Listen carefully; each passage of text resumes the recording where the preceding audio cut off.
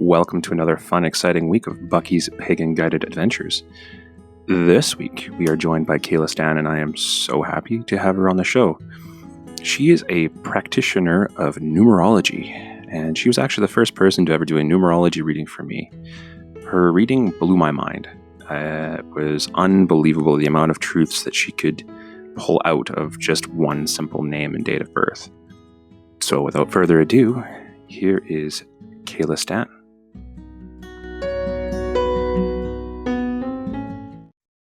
Hey, Kayla, thanks for joining us today. Well, thank you for having me. I'm really excited to have you on the show because I've seen numerology in my life kind of take a weird way of kind of directioning and kind of almost like a blueprint. So I'm really happy to have you on the show to explain it a little bit more in detail because I don't really know too much about it. Well, it is definitely my pleasure. Awesome. Well, we're going to kick this off with how did you discover numerology? How did you stumble upon it? Well, I think that I was actually trying to remember how I came across it. And I had a good friend back when I was doing my PhD, and she was very much into tarot and numerology, angels, spirit guides, things of that nature. And during our coffee breaks, avoiding our doctoral thesis work, we would chat about various different things. And I think that she was the one who introduced me to it and introduced me to kind of the nuts and bolts of it. And then I started learning a little bit more about it, and then I ran into a psychic who did essentially a combination of numerology, astrology, palmistry, and tarot, and that reignited my interest in numerology as a whole. That's quite wonderful. That's a really cool story. So Yeah. when you started like stumbling upon numerology and you were kind of curious of how it was going, did you dig into any of the history or any of the past of it? Like what did you discover when you started looking into it? So I dug into it a little bit, and one of the things that I found very interesting is that different areas actually have different branches. So the method that I typically use and I typically come across is the Pythagorean method. So that's based on the mathematician Pythagoras. But they also have ones that are based on sound. So they work a little bit differently, where if you have, you know how some people have their not their regular name, but like a nickname almost. You would do it based off of those and based off of sounds. And then there's other ones. I believe the Chinese have almost like a matrix method. And so different systems of writing and different systems of sounds have different ways to go about this idea of attaching numbers to names and how they impact our lives, our personalities, our souls, where we're supposed to go, and things of that nature. So it really depends on what your history is and what branch you're looking at. But that was kind of one of the things that I found very interesting, was that there are a plethora out there depending on these different systems. Well, that sounds really kind of cool. Which system do you use the most, or at all? So I use the Pythagorean one. So that is based on English. It's very good for English names. It has all the letters in the English alphabet that have the numbers ascribed to them. So that's the one that I typically use. And so it's you look at full names, date of birth, things like that. So just because I'm kind of curious, so do you think it kind of links better with your work because of it being Greek? Like, I mean, we have a lot of Greek characters and Greek letters in our language. I mean, I'm wondering if that's kind of where it links. Do you think it's more of a cultural thing, or is it more of just a whatever works for you thing? Uh, what I think is that it likely has to do with the linguistics. So if you look at different languages, some languages have certain sounds and have certain ways of speaking, whereas other languages don't. And so depending on how you speak and how what sounds you can make, because it's based off of the idea that different sounds and the different sounds essentially have different frequencies. Frequency can be attached to a number, and so based on those. So I think it has to do with the linguistics of it. So there are a variety of ways that, let's say, Chinese people speak. They have different tones. They have an entirely different writing system. They have just different ways of going about things that in English we don't have. And just like in English, there's the old adage that for people who are learning English, the tree, free, three is T can be very difficult because there's a set of sounds that are attached to that. So I would say that it has to do with the linguistics, and the writing system would be predominantly the linguistics. So it's kind of, yeah.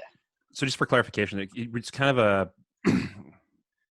it takes the words of the language and reduces it to the frequency almost. Is that kind of what I'm picking up? Yeah, basically that's the idea of it. Okay. Yeah, I was very curious about that because I was a little bit, it made kind of sense for me, and it does totally make sense that everything, like, if we kind of look at it, I'm finding that everything's broken down to frequency is one of the most fascinating aspects. So I think that's kind of neat. I never thought about numerology in that way. So that being, it's like if you say it sounds very different than if you have an S sound, right? The sound. So they have different qualities in terms of sound and how a letter would sound. And so in combining those, the idea is that there are different frequencies attached to it.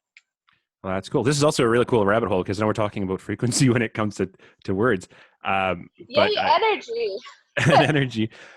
So just out of curiosity, can you break it down how it all works? Like if give me the kind of 100 level course numerology. The Coles notes? The Coles notes.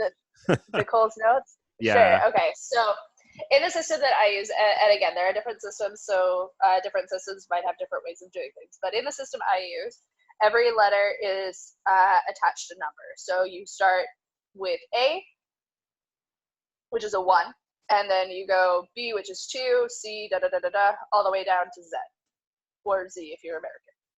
And so you have each letter is ascribed a number, and then numbers also have numbers, right? So a 1 is a 1, a 2 is a 2. And so it has a system where you go 1 through 9, and then once you hit 9, as soon as you hit double digits, you go back to 1. So 10 would be 1, 11 would be 1 plus 1 is 2, right? So it reduces down. It's like one of those math problems where you reduce everything down to 1 in an additive way. So does that make sense? It does. So like if I had like a 3-letter word and the first letter was 9, first letter was a 9, second letter was like a 2, and the third letter was like a 1, it would be like an 11, but it would be an 11-2. Is that what you mean? Technically it would be 12, because 9 plus 2 plus 1 is 12, and so then that would reduce down to 12, right? And then you would go 1 plus 2, so that would be a 3. And this is why I don't do numerology, because mathematics in grade 11 was the best 3 years of my life. I can barely do my taxes. In fact, I do my taxes by going to somebody who knows how to count. So perfect. What you're saying is you can count on me to do a podcast, but you can't count on me to count. There's nothing wrong with that. The numbers are tricky. Numbers are tricky. Yes, they can. Yeah. So once you reduce it down to like the base number, then what do you do? So then each number has something ascribed to it. So, or a particular set of traits, or a particular characteristic, a particular energy, or frequency, if you will. So 1, let's say, is considered the ultimate masculine number.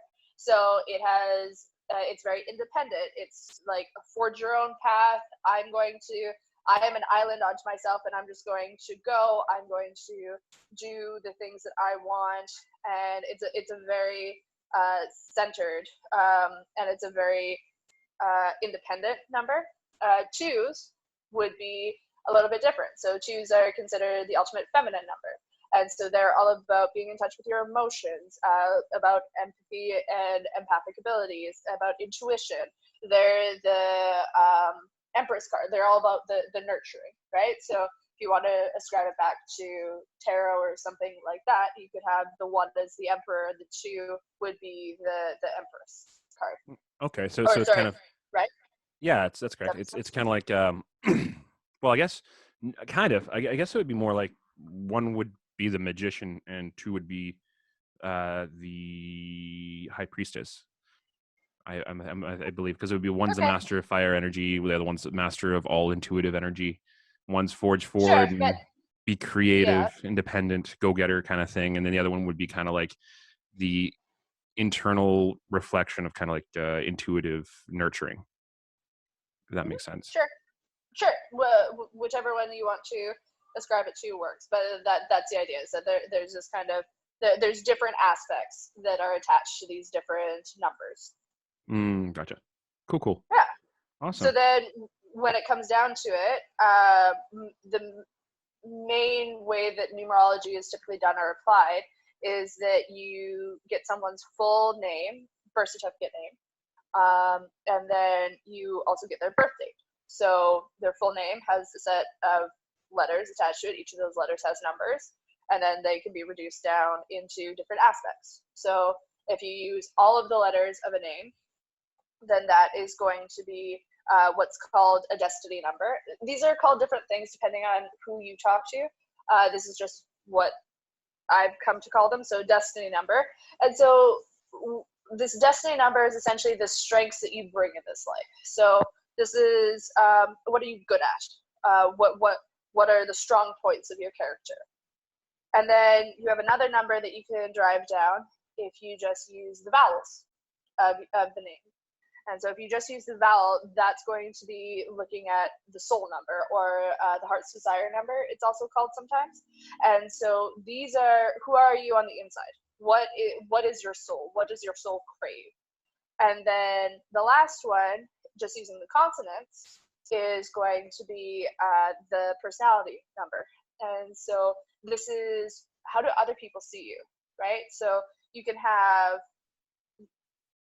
people see you as one thing, or you can have, and that might not be necessarily who you are on the inside. Some people give off this very vivacious, very bright sort of energy that everyone's like, oh, they're super energetic and outgoing, but deep down on the inside, they want to be sitting alone with their book and learning and doing things like that. So you have these different aspects of the self that can kind of be teased out based on these numbers. And then the last one that's typically done as one of the major numbers in someone's personality, well, not personality, but in their life, is the life path, and that's done through the birthday. And so if you reduce down the birthday, then this is going to give you, as you move forward in your life, where are you ultimately going to be going towards? Now, sometimes people find this earlier and they start heading on that early. Some people find this a little bit later. So you might see someone who is, a CEO, but their life path is all about creativity and doing things that are very creative. And so it might be that their vocation or what they work towards later is this creativity, is this aspect of themselves. So those are kind of the 4 biggies, as it were. That's actually kind of cool. So when you break it down into these, so like if you have a client, I'm assuming you would give them like a write-up, or would you just explain to them what each, what their life path is, soul path? Because it sounds to me like it's a lot of Akashic work almost, because it sounds like you're kind of just looking at it briefly. You're kind of taking a look at their destiny number. Because everyone has already created their life before they entered into the world. It almost looks like you're giving them the ingredients for what their life will be based on their numbers. So it sounds like I suppose that's one way you can look at it. It's a bit of, I would say that it's kind of like opening a doorway into who they are, more so. because most of these things, destiny number, soul number, and personality number, are things that they should that should already be part and parcel. They're major parts of their personality, so this should be something that they can see and recognize. That makes sense. Yeah, I can remember when you took me for my first numerology reading. I actually did a numerology reading before you took me to a psychic for a numerology reading, because you are also a psychic who does numerology. You scared the living crap out of me how accurate everything was with these with the numbers. So it is very much like that that it's true, but it's a lot more in depth and complex than that. Is kind of Very what much I'm. so. Yeah, I mean, so this is the thing, is that each person, so a set of numbers is unique, and they interact together.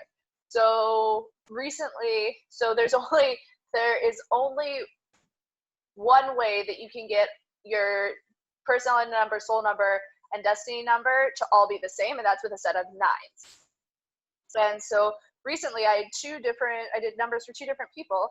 One had a full set of nines, so they had their destiny number, soul number, personality number, and life path all as nines.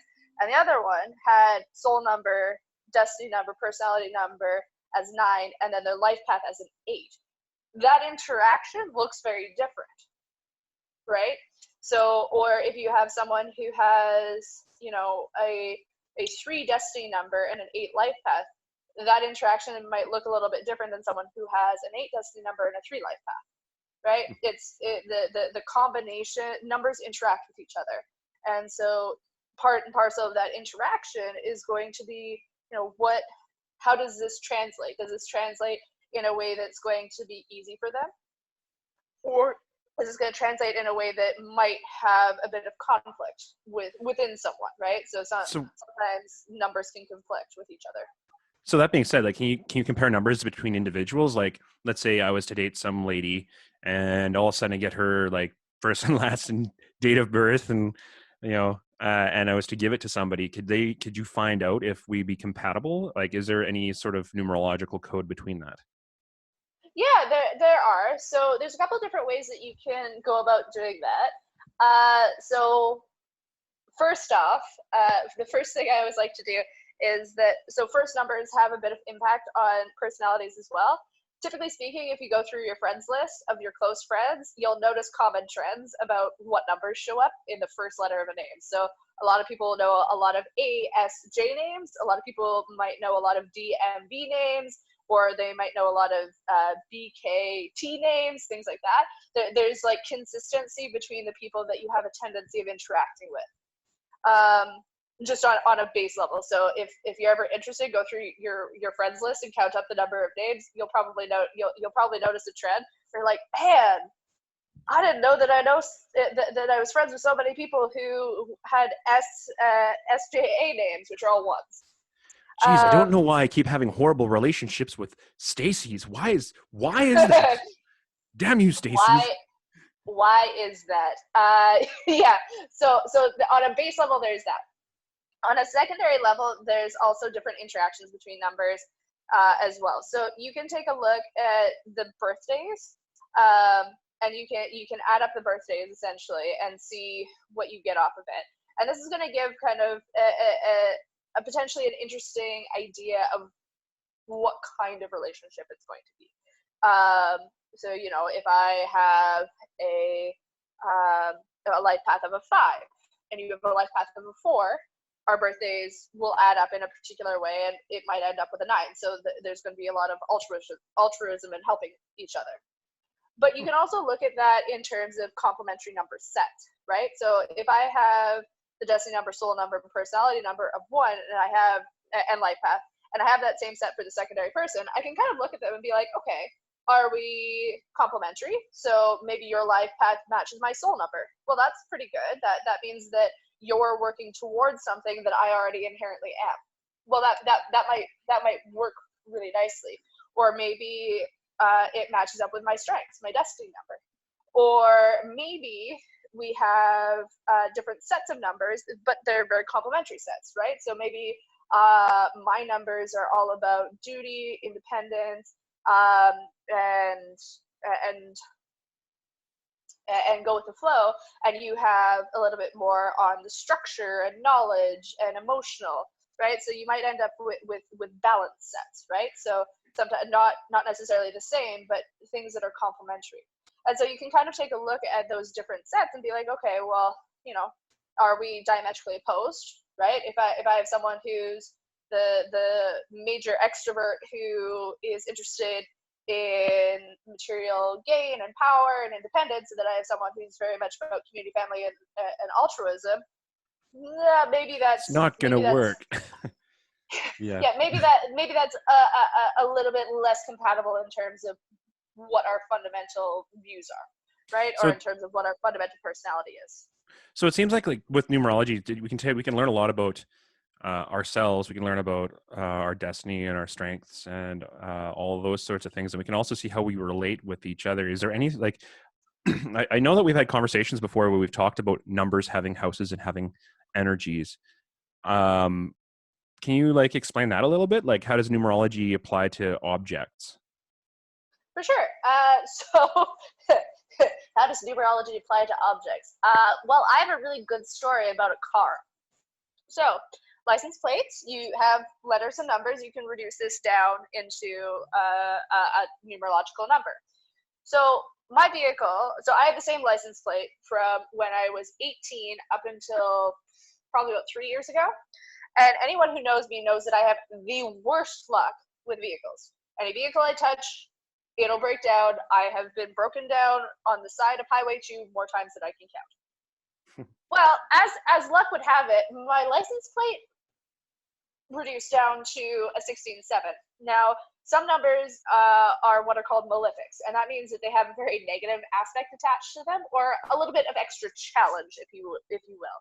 And 16.7s, when ascribed to an object, typically mean that there are hidden problems. So my vehicles, on the surface, all looked fine, and there was perpetually hidden problems with them. I also have a tendency of getting houses with that have 16.7 as a number as well. Usually very, very nice, solitary, good places for learning, always have plumbing issues, always have electrical issues. So yeah, you can. So I typically like to do, if I'm in an apartment, the apartment number. If I'm in a house, the house number. The things like license plates, even phone numbers. If you just like take out the 7-digit phone number, you can oftentimes see what a lot of people use their phones for. So if you have someone who likes to call a lot, or if you have someone who will never pick up a phone call, those you might be able to, the interaction with a phone can sometimes be done as well. Well, So in terms of in terms of objects, those are some that I typically like to do. Yeah. you know what I'm going to do? I'm going to ask you to do something, and you can totally tell me not to if you want to. But I'm going to send you a message right now via Facebook with my phone number, because I don't want anybody out there know my phone number. Okay. All right. Or I'll get spam mail, and I'm going to send it to you. It should be popping up there any that would moment. be good. And then I want you to reduce that down to a number. Let me know when you get it. Will do. Because the stopwatch is running. Just want to make sure I have it right.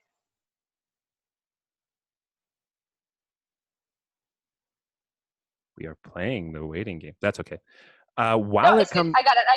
All right. Actually, all right. I just all right. So you are going to use this phone a lot and this phone number a lot to exert your independence. So this is a one phone number. So you're probably going to use it a lot for business. You're probably going to use it a fair amount to do things that are not necessarily relational, like in terms of like a relationship. You're going to do this more to gain independence, gain things like financial stability, to go on your own, and to kind of do it yourself. So I'm going to say that this is going to be used a lot for work. Well, would you look at that? So far pretty accurate, I think. You know? Yeah, I'd say that's pretty accurate, actually. Well, So, there you go. I mean, yeah, actually, that is quite accurate, shockingly. That being said, how much That took you accuracy off do? guard. Yeah, it did. That was, well, no, I wasn't thinking about it. Then I was like, oh wow, that's actually that's scary. Um,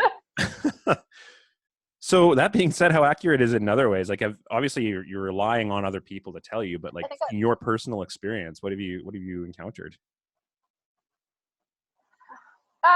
so I mean, there's different things that you can kind of do with it and to see how accurate it is.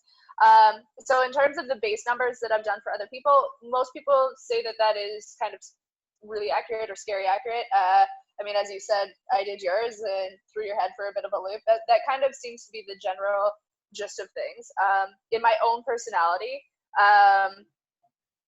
there is a lot of truth to what pops out in my own numbers. So I have sevens and I have nines, and then I have a life path of an 11 too. So very much on the knowledge based side of things, very much on, you know, a bit more of the hermitdom, a bit more of the introvert, with a cool soul desire of trying to help people and wanting to help people and being very community and altruistically oriented. So a lot of those things are very accurate. And then my life path is about becoming, a healer and a teacher. That's what the 11-2 is. So in my own experience for my own personal thing, in the major numbers, it's very accurate.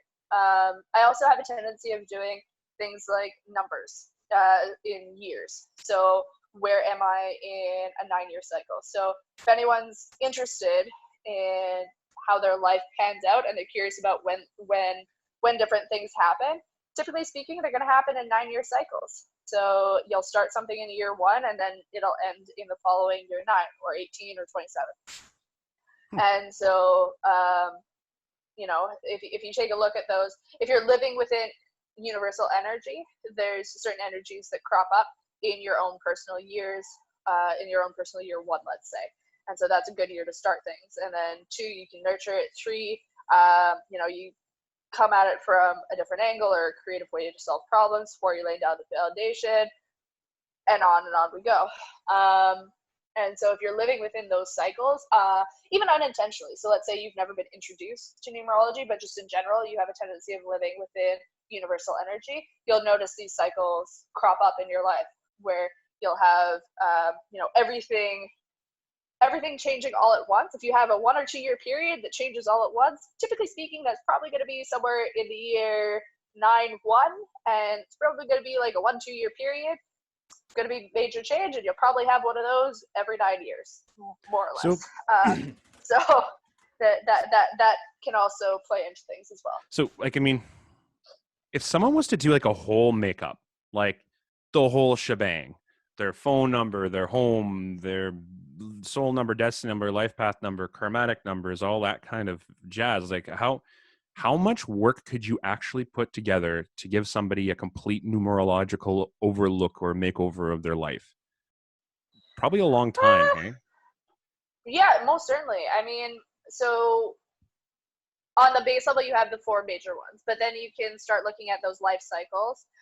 And then you can also take a look at even on a more base level. So there's different ways that you can interact certain numbers in your birthday where you can come up with essentially life stages. So, in your first stage, and then at that point, what are you going to be focused on? So are you someone who's going to be very altruistic when they're young, and then you're going to transition into a period where you need to learn a bit more of independence? You can also look at things that, might be minor personality traits that are a bit of a struggle, right? So if you're missing certain numbers from your name, like I'm missing 8s. So when I'm missing an 8, oftentimes those people struggle with power, particularly lack of power. So something like not being able to say no to anything. And so learning how to cope and deal with those things, how to work within your natural cycles, and what are good things to do in a year. You can even do things like, what are your red letter years? So if I break down all of the names, I can tell you probably what years are going to be real memorable for you. So do you remember that thing that happened when you were 14 years old? Yep, you're probably going to remember it for the rest of your life. And, this is going to be a red letter year. Red letter year, not necessarily being good or bad, but memorable in that regard, to compatibility. And, there's, depending on how deep you want to go into the numerological rabbit hole, there's a lot that can be derived out of these numbers.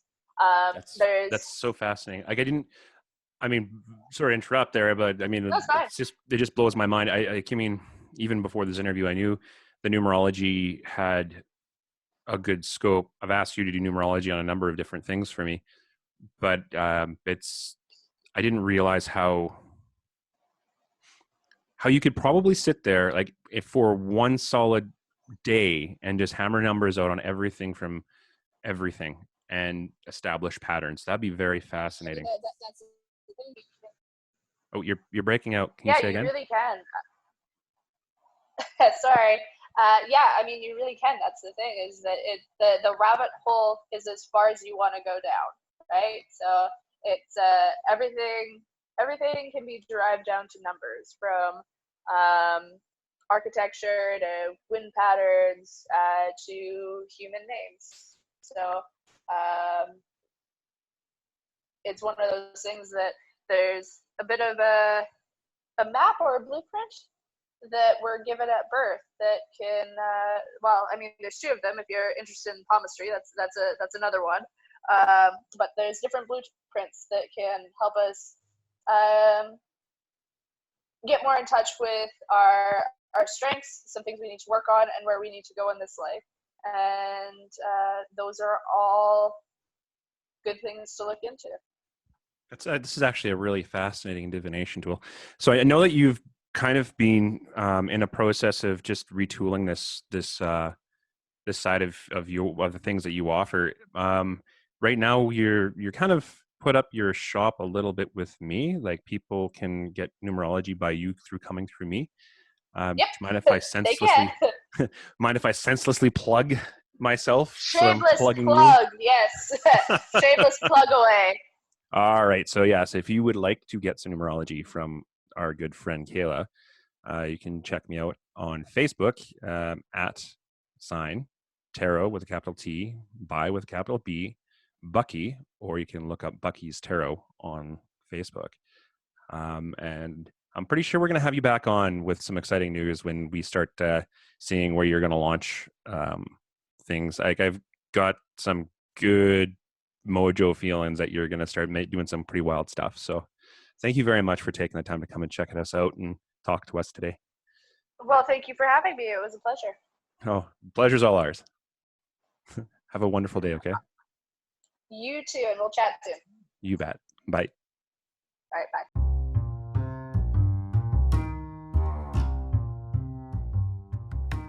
And that concludes our podcast for the day. I'd like to send a special thank you out to Kayla Stan for joining us on the show.